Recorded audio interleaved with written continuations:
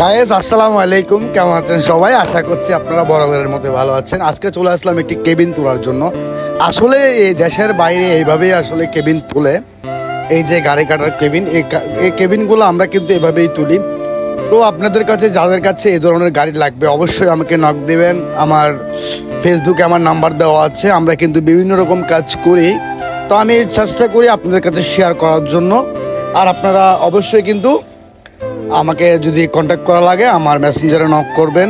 আর আমার এখানে নাম্বার দেওয়া আছে। ভালো থাকবেন, সুস্থ থাকবেন, কন্টিনিউ করতে থাকুন, এভাবে আপনাদেরকে আপডেট দিতেই থাকবো।